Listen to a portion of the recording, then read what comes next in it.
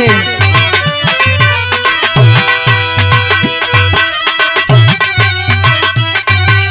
क्या बात है, बहुत अच्छे।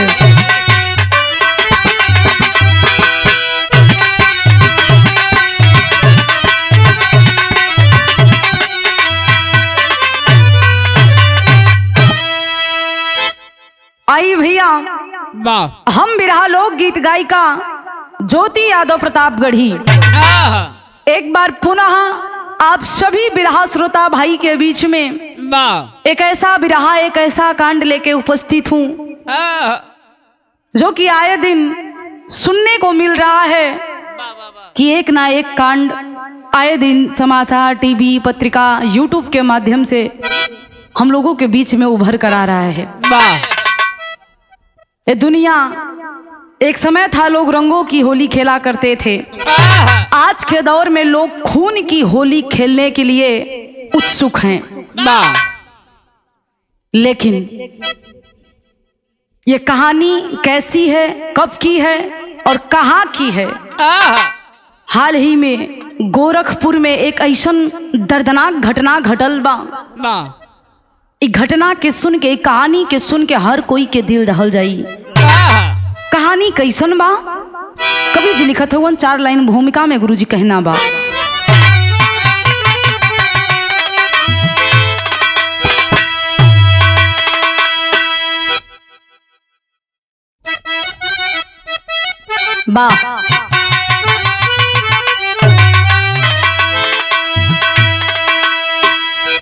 कि इश्क की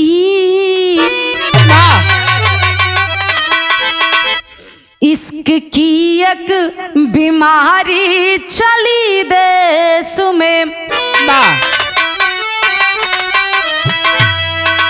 इश्क नासुर बन के उभरने लगा। इश्क नापाक सब दिन कहता रहा। इश्क में नौजवान झरने लगे। इश्क का पाठ जिसने पढ़ाना कभी, इश्क में मार खाता वो हरदम वही। इश्क और प्रेम दोनों अलग होता है। कभी श्री राम ओ पी गया है कहीं।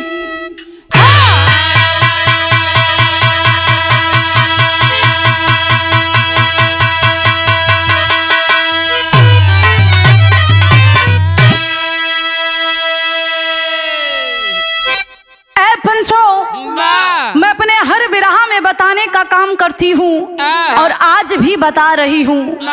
इश्क और प्रेम ये दोनों अलग हैं।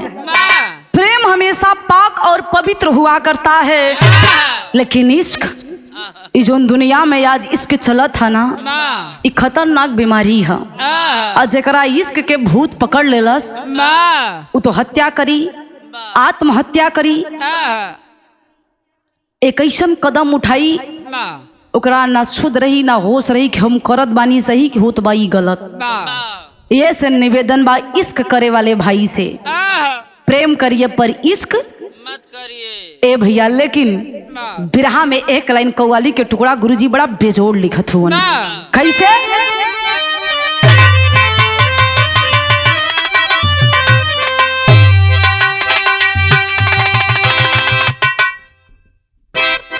जियो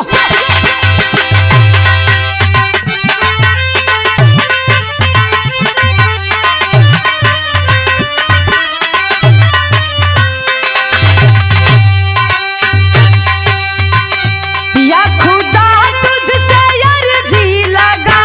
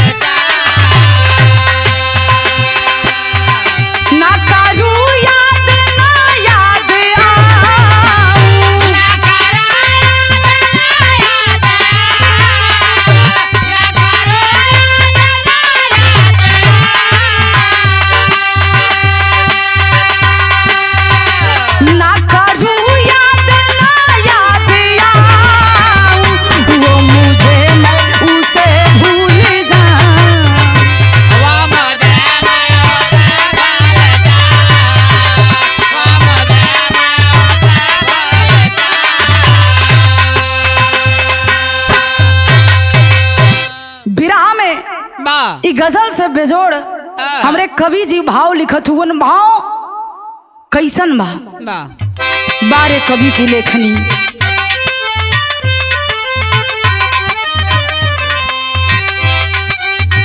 लिखलन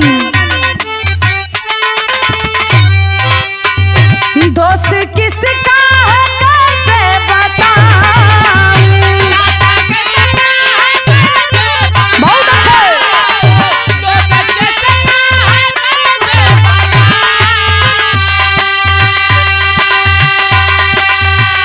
दोस्त किसका है कैसे बताऊं। किसको धर दे वफा में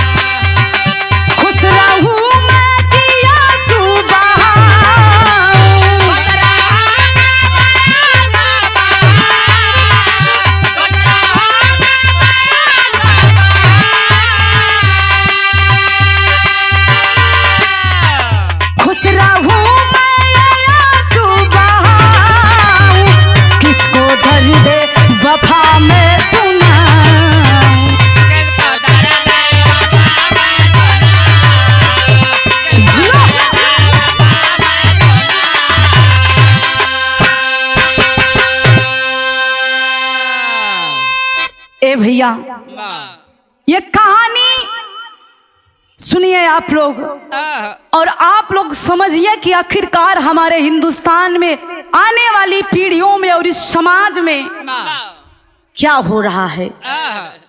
लोग अपनी हदें को भूलकर आज ये दुनिया कहां से कहां जा रही है। कोई रिश्ता पहचान नहीं पा रहा है। ए भैया हई कहानियां आप लोग सुनिहा। कहानी कैसन बा गुरुजी शहर में कहना हो।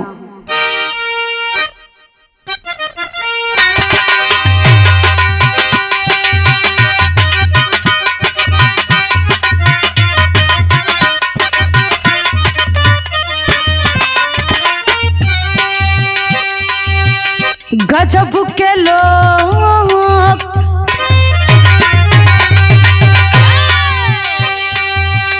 गजब के लोग हो गए हैं इस जमाने में।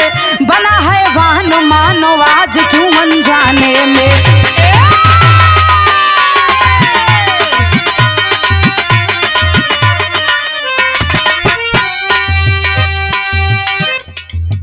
विश्वास किस पे करे विश्वास किस पे करे देख कर हकीकत से। होश में आओ यारो आज इस नसीहत से।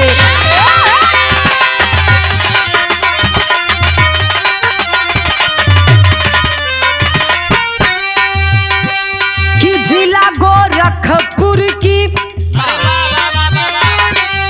कहानी यही जैसा चालू होता। अगर ये पूरा बिरहा के सुने तो आपके दिल और दिमाग का गवाही दई।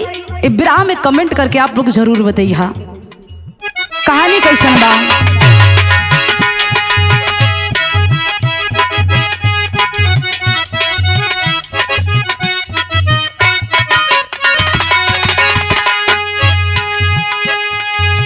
जिला गोरखपुर की घटना झकझोर दिया। आज विश्वास की कमर को जिसने तोड़ दिया।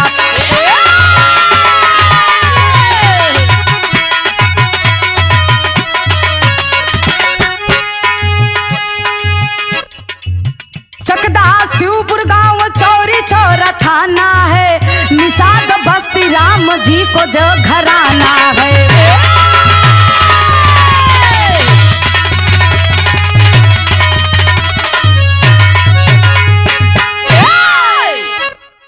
कहानी कैसन बा कहवा से बा।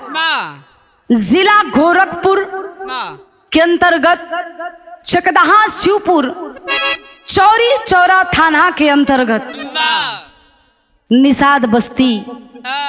बस्ती में एक परिवार जो कि बड़ा खुशहाल परिवार, लेकिन ये भैया मौत खबों केहू के बता के ना आवेला। एक परिवार जो ने परिवार के मुखिया के नाम राम जी निषाद बतावल गई। राम जी निषाद के बेटा के नाम रविंदर और बहू के नाम पूनम, 3 बच्चे। कोनो दिक्कत नहीं बा, परिवार बड़ा खुशहाल बा। लेकिन भगवान ना चाहलन, राम जी के बेटवा जो ने बेटवा के नाम बतावल गई ए भैया रविंदर निषाद। भगवान ना चाहलन, रविंदर के मृत्यु हो गई। बबुआ छोटे छोट हुवन, 2 बिटिया 1 बेटवा बतावल गई। बेटवा के नाम विशाल, बिटिया के बड़ बिटिया के नाम खुशबू और ओकरा से एक छोट बहिन। परिवार बड़ा खुशी बा। रविंदर के बाबूजी मौत हो गई, परिवार बिखर गई। विशाल के भी बचपना हा, कमाई के क्षमता नहीं बा। ए भैया कैसो पूनम देवी अपने परिवार के चलावत बानी। ए भैया समैया बढ़ा था और धीरे धीरे गरीबी झेले के पड़ल। जौने परिवार के मुखिया गायब हो जाए, मुखिया के अनुपस्थिति में वो परिवार बिखर जाला। आज पूनम अपन परिवार के संभालत बानी, लेकिन समैया बढ़ता। कैसे गुरुजी? एक लाइन तरस लगल।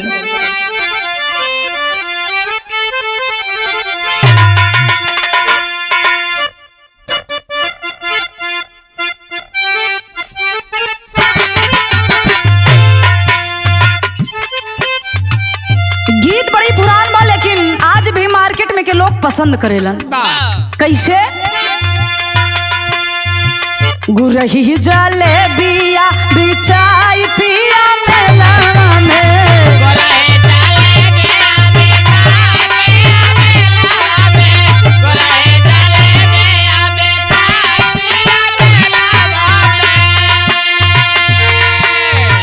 गीत से बढ़िया है भाव सुना। आज वो परिवार बिखरा था, गरीबी के सामना करे के पड़ल बा ए पंचो। लेकिन कैसे? गहिले सजनवा मुहवा मोड़ जबकि दुनिया से,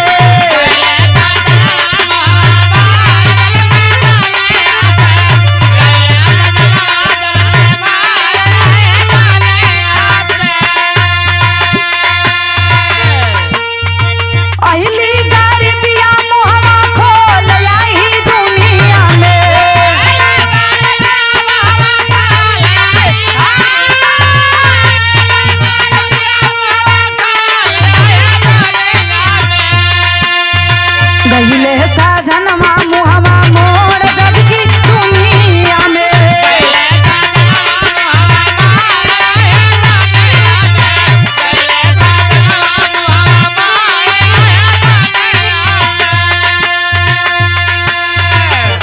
पूनम सोच रही है कि मैं अपने परिवार को कैसे चलाऊंगी। विचार करती है बाबूजी। करती क्या है?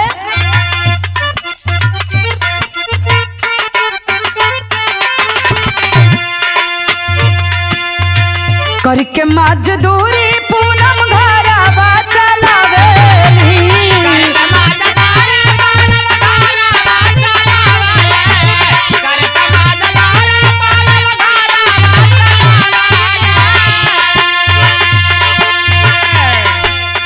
बेटू और बेटावा के खूब दुलारावेली।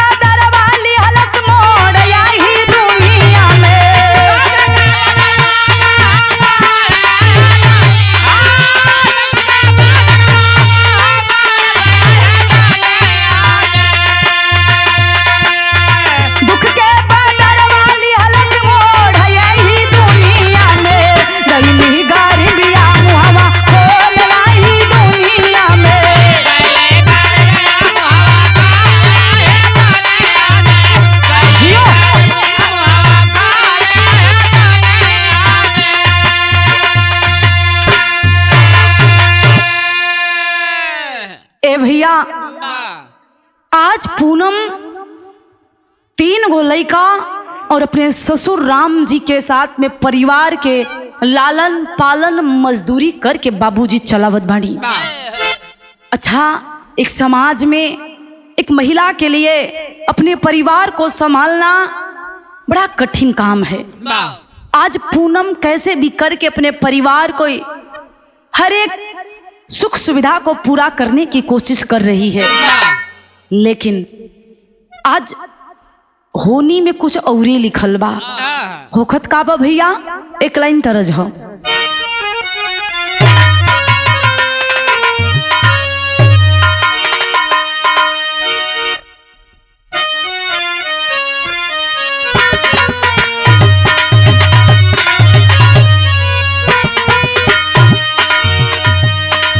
बड़ी मिजाजी तरज बा, बड़ी पुरान तरज हो। कोनो दुल्हन अपने दुल्हा से कहे, ए राजा जी बम्बई घुमौला, कलकत्ता, दिल्ली के लाल किला भी दिखा देला, लेकिन एक जगह हमारी इच्छा बा। कहवा?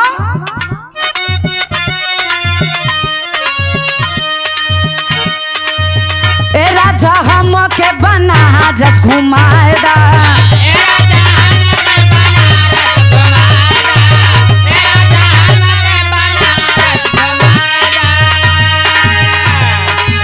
चल के गोदौली वाला पनामा खियादा, चल के गोदौली वाला पनामा खियादा, ए राजा हम के बनारस घुमादा।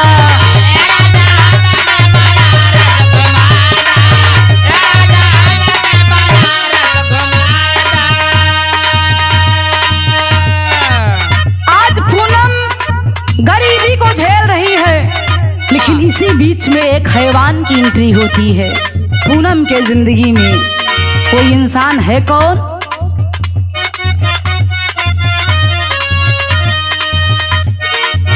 पूनम संजय के लड़ली नजरिया,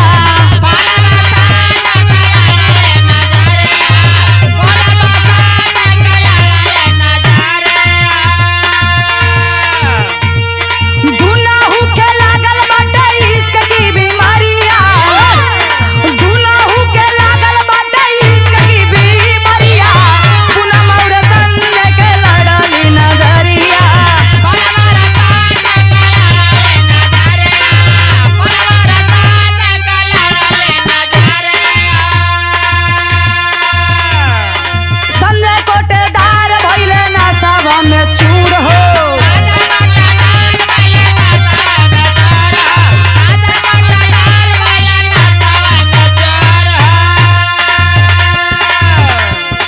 पूनम लुटावे इज्जत बन के मजबूर हो।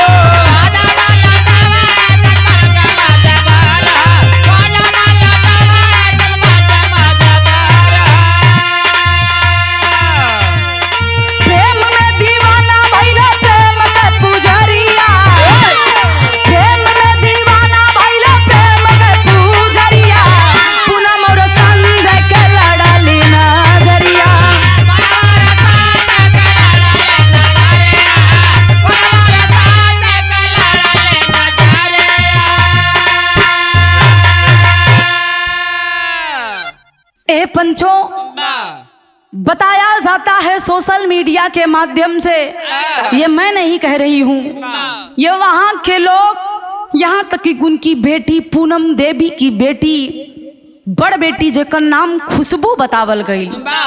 खुशबू आज मीडिया के सामने खुलासा कर रही है कि मेरे पापा के मरने के बाद ये संजय, जो कि कोटेदार बताया जाता है और वर्तमान प्रधान भी है शायद, आज ये पूनम मजबूर बेबस औरत घर को कैसे भी चला रही है। संजय की निगाह जब पूनम पे पड़ती है, जाके पूनम से कहने लगता है कि अरे पूनम, तुम्हारे पास बहुत ज्यादा गरीबी है, तुम्हारा परिवार चलाने के लिए कोई है, कैसे करोगी?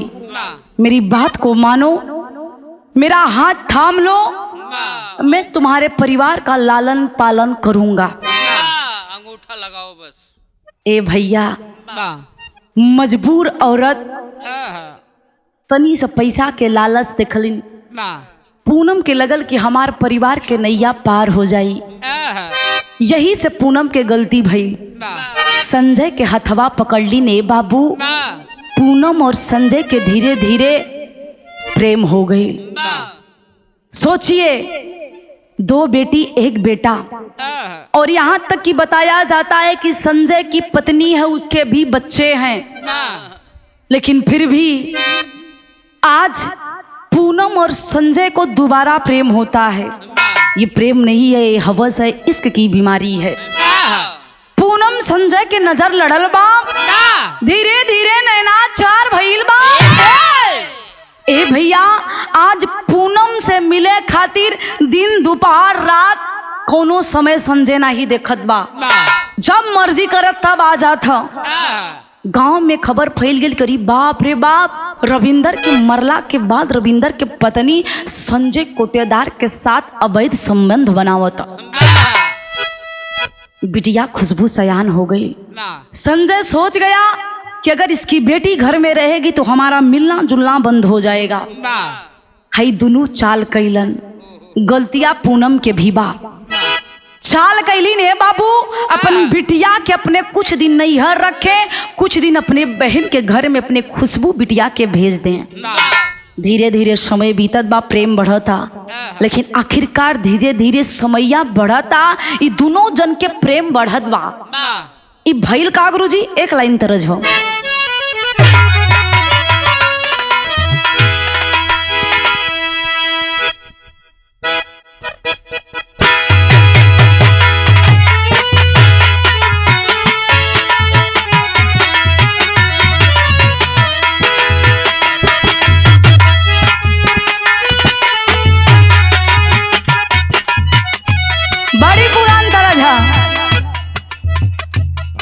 कोई से कहले बा, अपने जमाना में बड़ी लाजवाब गीत रहे, आज भी गीत के डिमांड हो।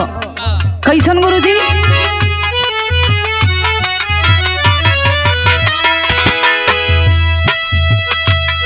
नजर लागे राजा तोरे बंगाले में,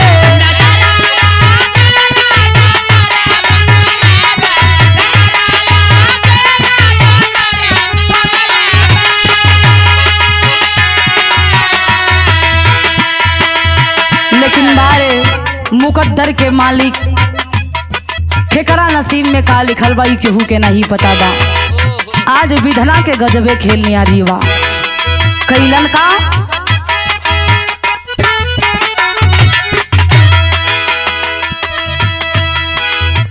गजब विधना खेले दुनिया में खेला,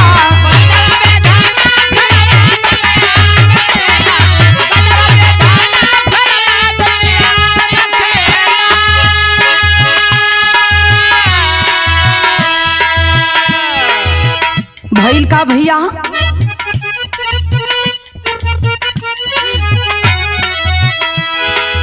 इश्क वाली गाड़ी जब धइल रफ्तार हो,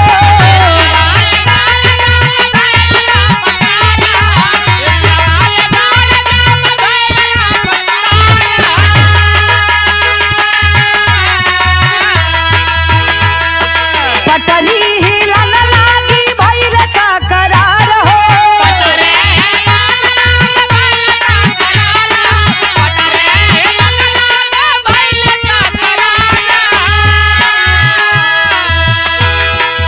अलग खेलावा खेले दुनिया में खेला,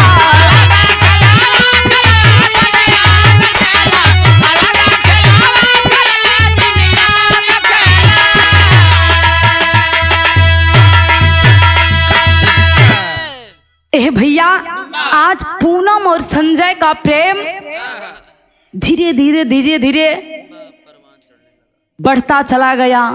और ये प्रेम परवान जब चढ़ने लगा, गांव के लोग यही कहें कि पूनम का पति चला गया। अब इन दोनों में क्या है, किसी को लेना देना।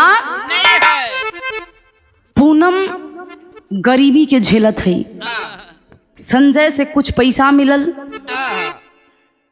अब पूनम के पास कुछ मजदूरी करके पैसा आई, एक छोटा सा घर बनावे के तैयारी कैलिन।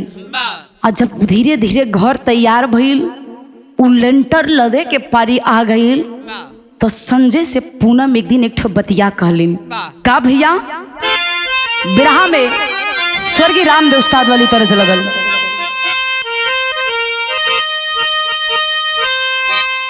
अरे झूलनिया के गुजवाब, अरे झूलनिया के गुजवाब, हर टूटल ये राजा, अरे जमनिया से गड़िया छूटल ये राजा।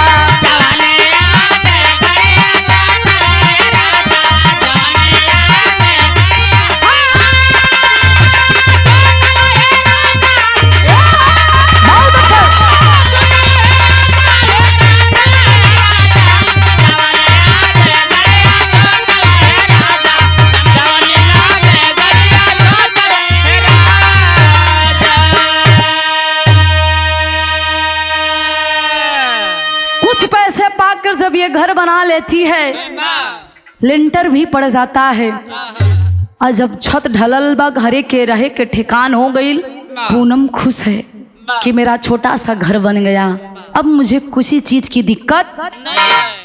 अब संजय समझलस कि अगर लिंटर लाद सकले तेरे पास पैसा।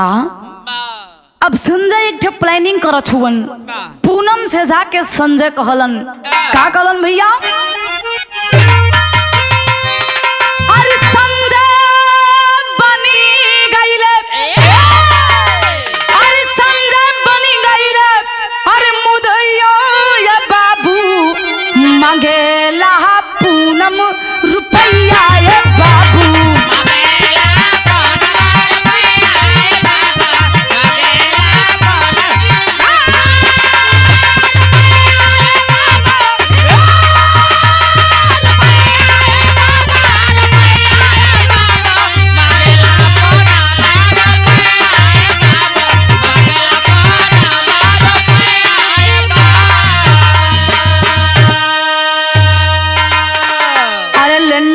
पैसा कुल देबू चुकाई, अरे जबरी से गहना के दिहल बेचवाई।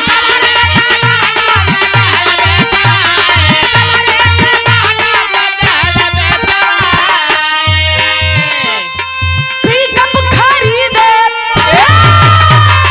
पिकअप खरीदे कसैया ये बाबू मांगेला पूनम से रुपया ये बाबू।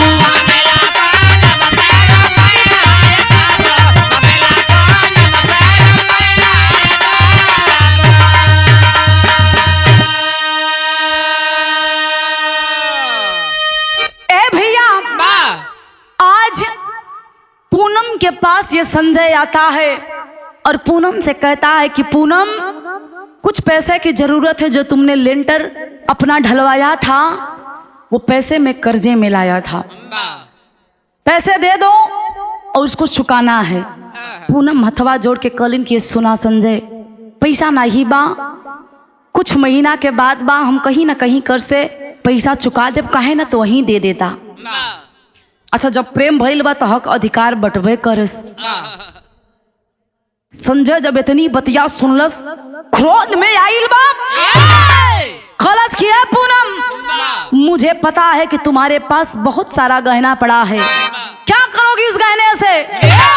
मैं तो हूं ना, जब भी जिस चीज की जरूरत पड़े मुझसे मांग लेना, मैं लाके दूंगा।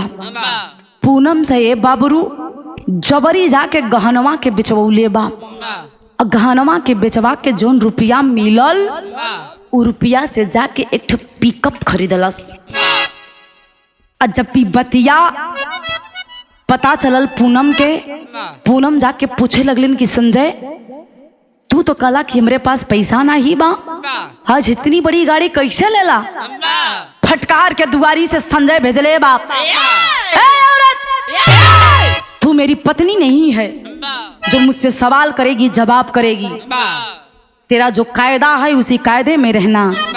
बतिया दिल पे पूनम के लगल कि अरे वाह, इतनी बड़ी आज बात, जो नेक समय रहल कि जिये मरे के वादा कैलन, आज हमरा के बोलत हुवन कि हम तोहार पत्नी ना है।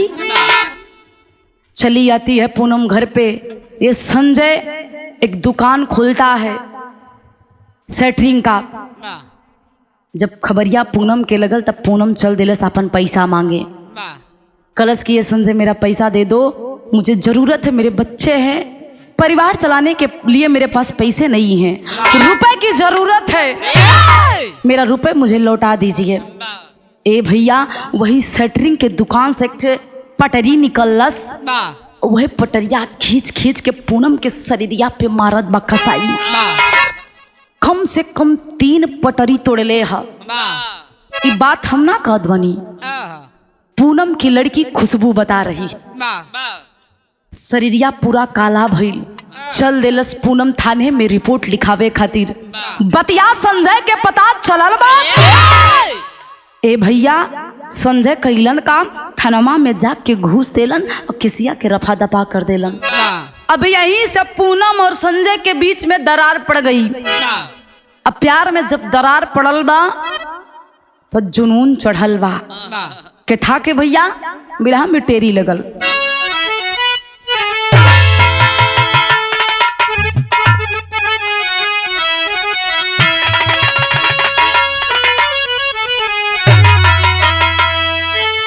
अरे राम लहू की होली खेले रतिया, हे भैया लहू की होली खेले रतिया, त इश्क की लगी बीमारी मारल सबके मतिया, यार हो मतिया, यार हो मतिया।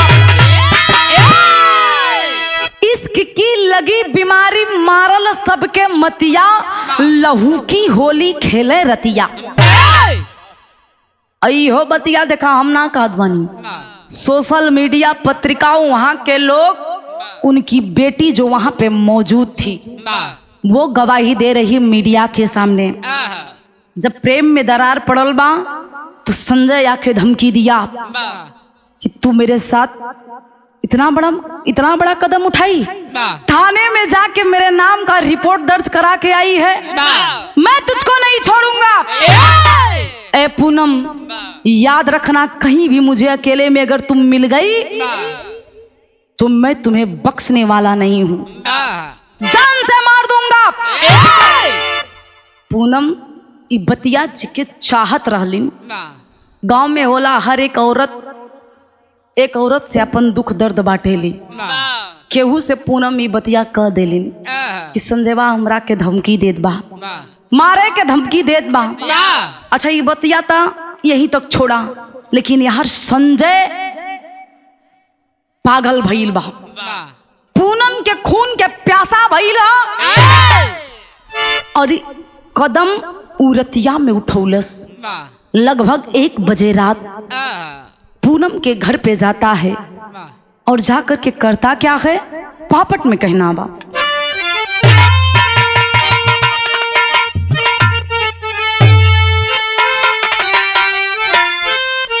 अरे फरार भइले दोनों के, हर मुआई नीच कसाई हो। अरे फरार भइले दोनों के, मुआई नीच कसाई हो, त घर में खुशबू रोवेली चिल्लाई नीच कसाई हो।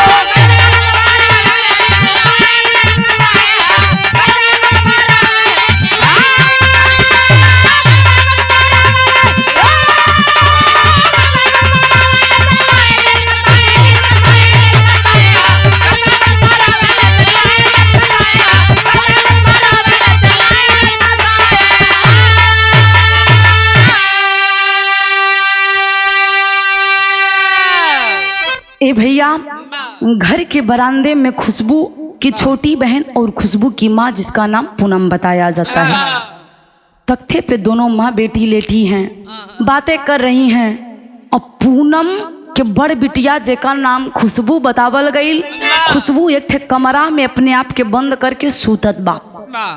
आई हत्यारा पापी पीछे के दरवाजे से, जो बगल में लैट्रिन बना था उसके ऊपर से कैसे कैसे करके ये अंदर चढ़ के और बरामदे में आया है, जहाँ पे पूनम और उनका बिटिया लेटल है।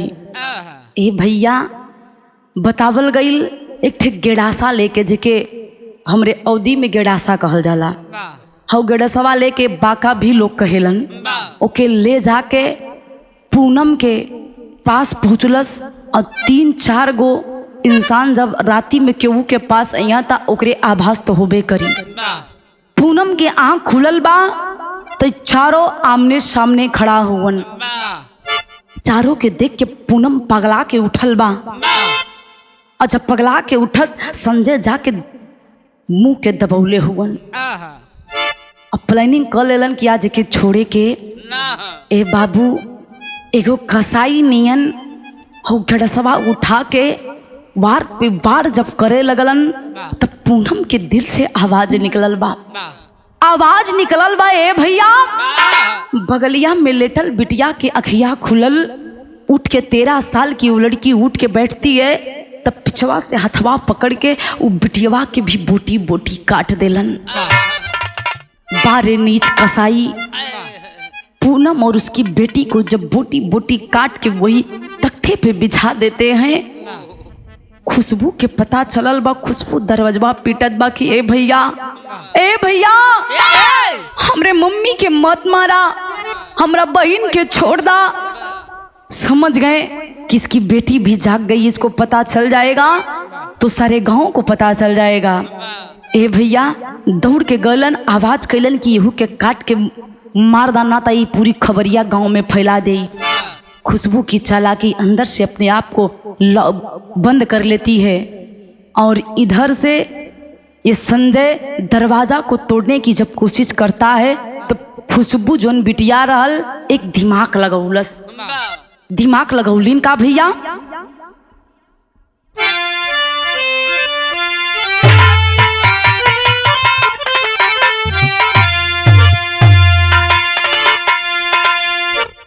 खुशबू दिमाग लगौलिन। झूठही फोनवा ना कैले रहल ओकरे पहले कर दिलस कि ए भैया हमरे मम्मी के छोड़ दा, हमरे बहन के छोड़ दा। हम पुलिस के बुला ले बानी। चौरी चौरा थाना बहुत दूर नहीं बा, पुलिस आधे रास्ते पे पहुंच चुकी है।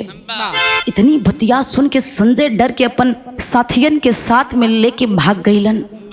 और वही भीतरा से खुशबू बिटिया रोवत बा। ओके पता चल गई कि हमार माई और हमार बहन दुनिया से चल गईली। ये हत्यारा उनके छोड़ले ना बाड़न। शोर शराबा के आवाज सुन के गांव के लोग जुटल हुवन और थानेदार आइल हुवन। तो होखत का बा गुरुजी, आल्हा में कहना हो।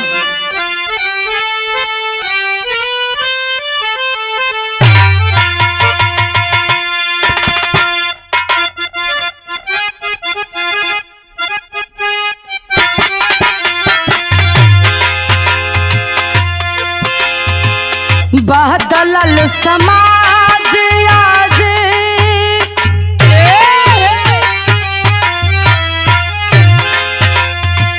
बदलल समाज आज बाट दुनिया में भैया।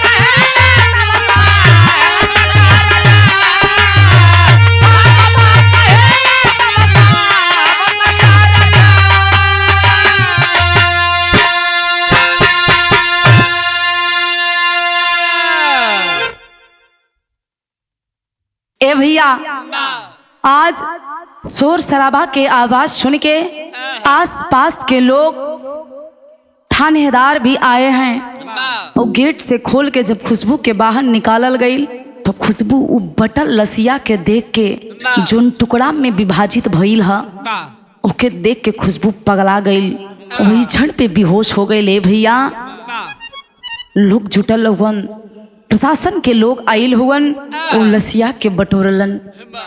ए पंचो लसिया देखे लायक ना रहल।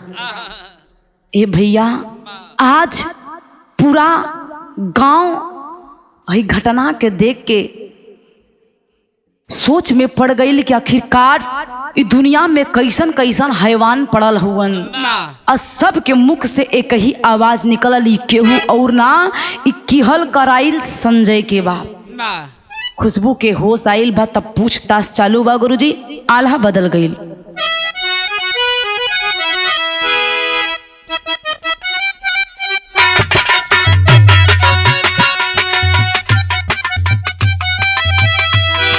संजय बाप बेटा मिलके माई के मुआवाले,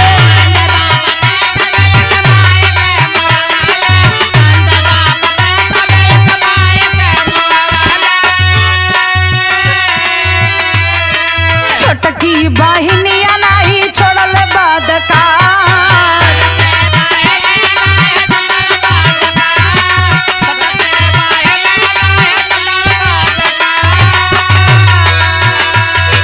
कैसो के जनवा हम अपन बचवली,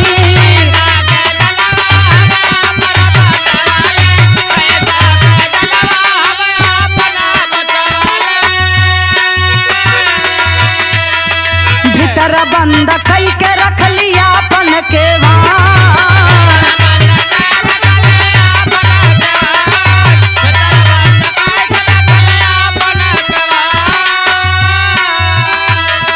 संजय गिरफ्तार रतिया में होई गई रे।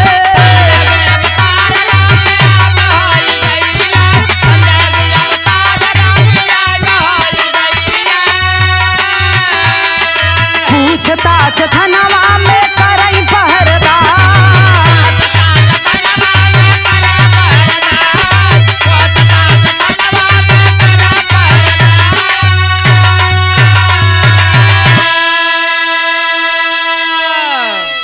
ए पंचो जब खुशबू के होश आइल थानेदार पूछत हुवन कि बेटी बताओ ये कांड किसने किया, तुमको कुछ सुनाई दिया कि नहीं। खुशबू रोवे लगल कि ए साहब हमरे अखिया के सामने ना बल्कि हम सुनत रही अपने आप के हम बचौले बानी, अपन दरवाजा के हम बंद करके अपन जनवा बचौली, लेकिन अपन माई अपन बहिनिया के ना बचा पौली। अरे वो हत्यारा पापी कसाई हमार माई हमार बहन के जान ले लेलस। थानेदार पूछते हैं कि वो था कौन जिसने तुम्हारी माँ तुम्हारी बेटी को मौत के घाट उतार दिया। खुशबू हाथ जोड़ के कलश की साहब हमार और केहू दुश्मन नहीं बा। इस संजय और ओकर पिताजी कुछ लोग और साथ में आयल डलन, हमरे माई के हमार बहनिया के काट के बिछा देलन। ए बाबू थानेदार देरी ना लगौलन, तुरंत जाके संजय के घर पे संजय को गिरफ्तार करते हैं और लेके थाने में जाते हैं। पूछताछ जारी बा, लेकिन अभी तक संजय ने अपना जुर्म कबूल नहीं किया। ए भैया बतिया जब संजय के घर वालन से पूछल गई उनके पत्नी से कि आपका पति ऐसा था तो आपने समझाया क्यों नहीं, तो वो पत्नी हाथ जोड़ के बोला था कि साहब हमके कुछ नहीं पता बा, ये सब झूठी अफवाह हमार पति के के मरले। अब सच्चाई का बा, प्रशासन अभी भी इस सच को ढूंढने में लगी है, लेकिन बिरहा में खड़ी में कहना गुरुजी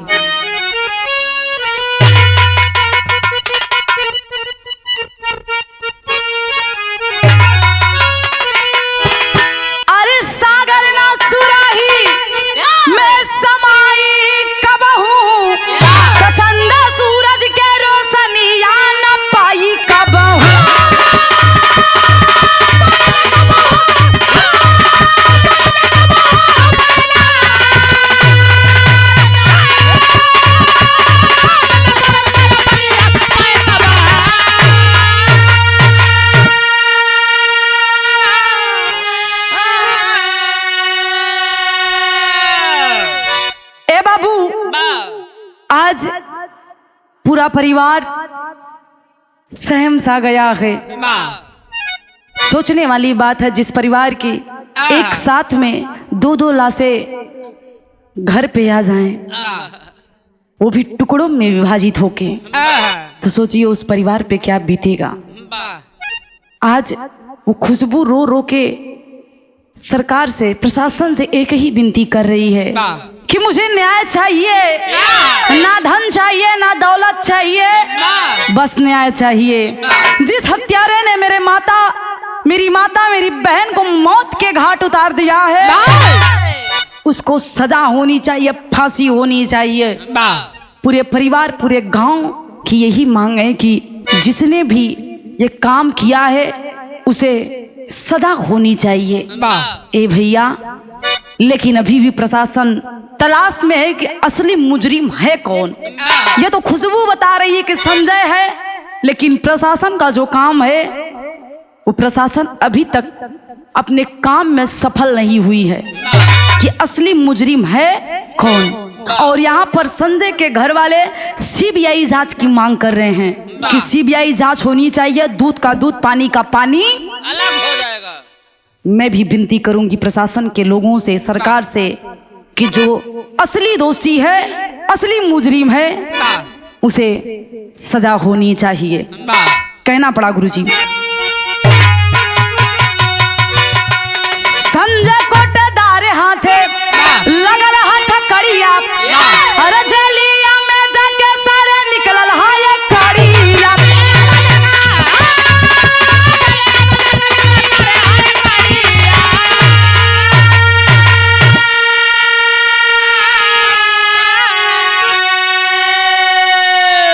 अरे लगल कलंक जीवन में न मिटाई कबहू, चंदा सूरज के रोशनिया न पाई कबहू।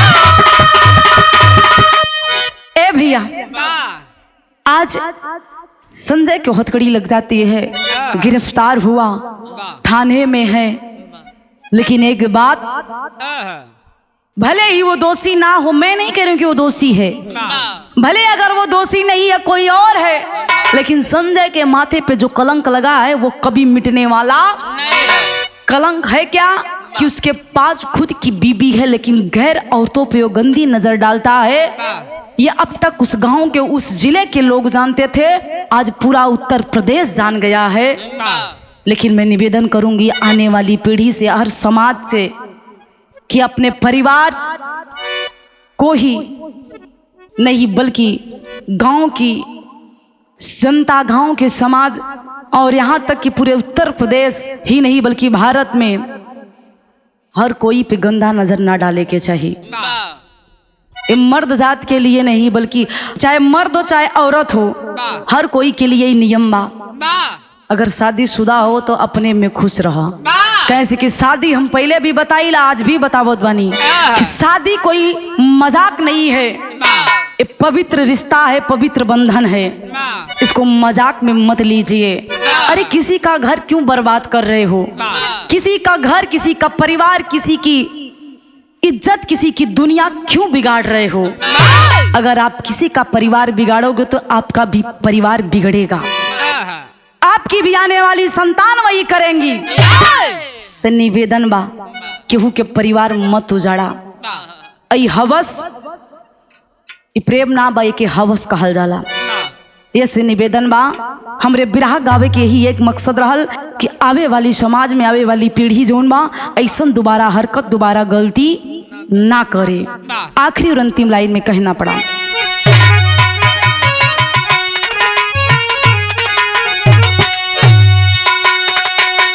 गुरु बिहारी गुरु गणेश गुरु रामलाल समझाए, कभी चंद्रिका की बगिया को यादव गया सजाए।